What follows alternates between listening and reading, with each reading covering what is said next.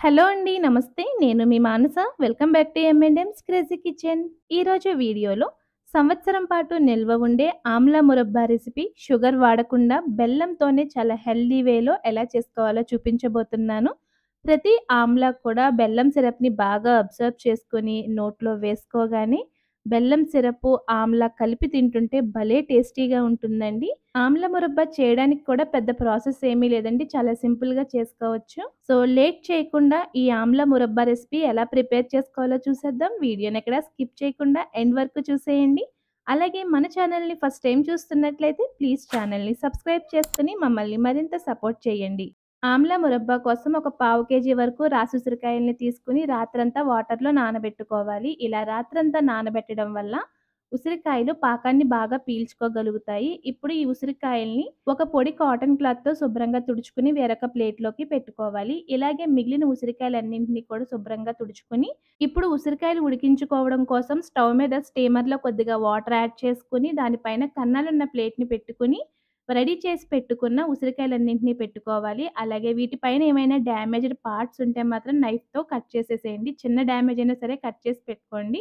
ఇప్పుడు మూత పెట్టి స్టవ్ ఆన్ చేసుకొని మంటని హై ఫ్లేమ్‌లో ఉంచి 10-15 నిమిషాల పాటు ఉసిరికాయలని ఉడికించుకోవాలి.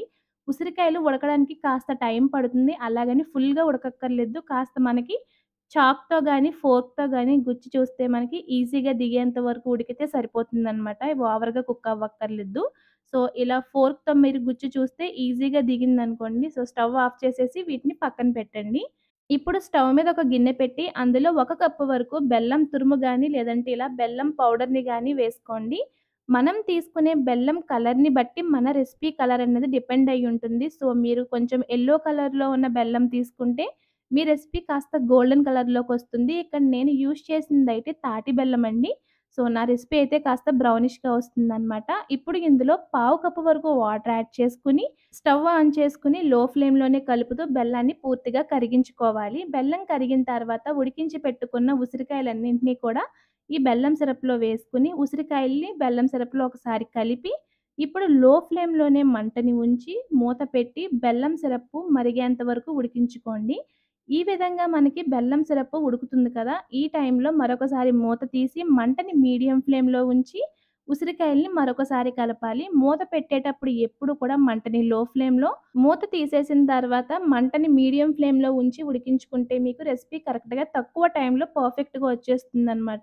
ఇప్పుడు మళ్ళీ మూత పెట్టేసి ఉడికించుకుంటూ మధ్య మధ్యలో కలుపుకుంటూ మూత పెట్టుకుంటూ ఇలా ఉడికించుకోవాలి. ఇలా కాసేపటికి సిరప్ అంతా కాస్త దగ్గర పడి రంగు మారుతుంది. అలాగే ఉసిరికాయ కూడా కాస్త వడిలినట్టు కనిపిస్తుంది.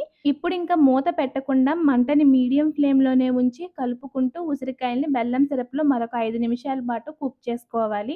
ఇలా చేసేసరికి బెల్లం సిరప్ మరింత దగ్గర పడుతుంది. చూసారు కదా! ఈ విధంగా కాస్త దగ్గర పడి ఉసిరికాయలకి అన్ని వైపులా లోపల కూడా మనకి బెల్లం సిరప్ అయితే బాగా పడుతుందనమాట. ఇప్పుడు స్టవ్ ఆఫ్ చేసేసి కాస్త చల్లారిన తర్వాత మూత పెట్టేసి ఒక రోజంతా బెల్లం సిరప్‌లోనే ఉసిరికాయల్ని అలా నాననివ్వాలి. ఇలా నానిన తర్వాత నెక్స్ట్ డే మీరు ఓపెన్ చేసి చూసారంటే ఉసిరికాయలు చక్కగా బెల్లం పాకాన్నయితే బాగా పీల్చేసుకుంటాయి లోపల వరకు. ఇప్పుడు గరిటెతో నెమ్మదిగా మీరు ఉసిరికాయల్ని తీస్తుంటే పాకం నుంచి సెపరేట్ అయిపోతాయి. అలాగే వేడి మీద తీశారంటే మాత్రం విరిగిపోతాయి. ఎందుకంటే బెల్లం సిరప్పు కాస్త హార్డ్‌గా ఉంటుంది కదా! సో, మీరు తీయగానే పాకంలో అతుక్కుపోయి ముక్కలు ముక్కలుగా అయిపోతాయి. ఇలా పూర్తిగా చల్లారిన తర్వాత మీరు తీశారంటే ఈజీగా సెపరేట్ అయిపోతాయన్నమాట. సో, చూసారు కదా! ఉసిరికాయలైతే సిరప్‌ని ఎంత బాగా అబ్జర్వ్ చేసుకున్నాయో, ఎంతెంత సిరప్‌నైతే అబ్జర్వ్ చేసుకున్నాయో. ఈ ఆమ్ల మురబ్బాని నోట్లో పెట్టుకోగానే జ్యూసీగా సూపరుంటాయండి. వీటిని ఏదైనా ఎయిర్ టైట్ కంటైనర్‌లో స్టోర్ చేసుకొని ఫ్రిడ్జ్‌లో పెట్టుకున్నారంటే మీకు 1 ఇయర్ వరకు కూడా ఫ్రెష్‌గానే ఉంటాయి. అసలు పాడవ్వవు. సో, లేట్ చేయకుండా మీరు కూడా ఈ సింపుల్ అండ్ హెల్తీ రెసిపీని తప్పకుండా ట్రై చేసి, మీకు ఈ రెసిపీ ఎలా వచ్చిందో మాకు కామెంట్స్‌లో షేర్ చేయండి.